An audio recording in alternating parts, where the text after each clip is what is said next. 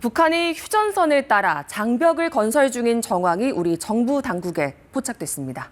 이달 초 북한군이 군사 분계선을 넘어왔다가 우리 군의 경고 사격에 물러났던 일도 이번 공사와 무관하지 않은 걸로 보입니다.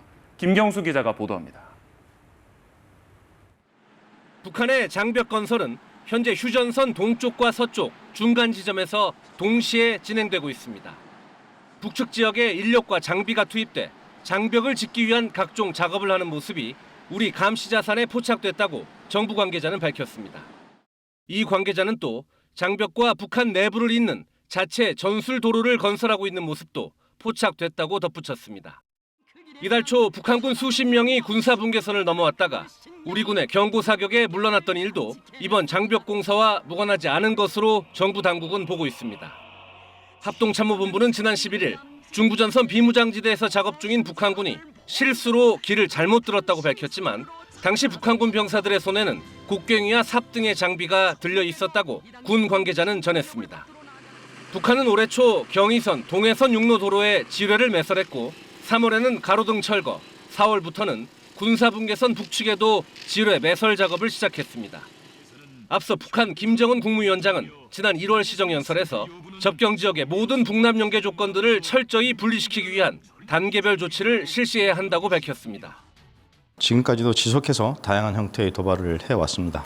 우리 군은 이런 점을 직시하면서 북한군의 도발과 위협에 대비해서 확고한 정신적, 군사적 대비 태세를 유지하고 있습니다.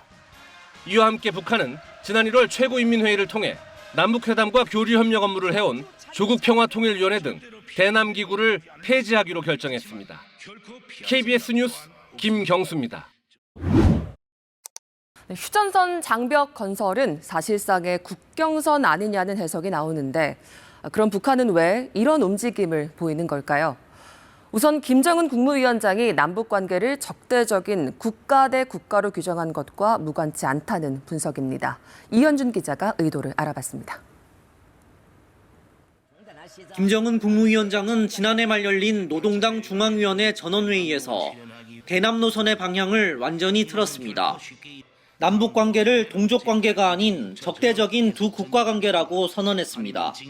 현재 조선반도의 가장 적대적인 두 국가가 공존하고 있는 데 대하여서는 그 누구도 부정할 수 없습니다.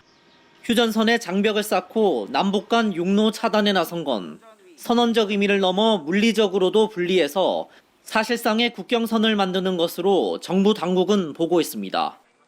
탈북 통로를 원천 봉쇄하는 동시에 장벽을 통한 시각적 효과를 통해 대내외 메시지를 전파하겠다는 의도를 내비친 것이란 해석도 나옵니다. 철저히 통제해서 김정은 왕국으로서의 북한 체제를 더욱 공고히 해나가겠다는 그런 의지를 강력히 피력한 것이라고 생각합니다. 이렇게 국경을 통제하면서 내부 지배력을 강화해야 할 정도로 현재 북한 내부의 동요는 심상치 않은 수준이라는 분석이 나옵니다. 내부적으로는 불만 정서를 어떻게 억압하는 그런 심리적인 선전이 계속 이루어지고 있거든요. 단합을 결속하려는 그런 내용이 있다고 봐도 될 것 같습니다.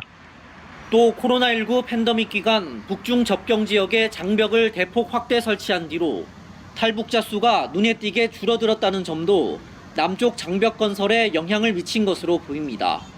KBS 뉴스 이현준입니다.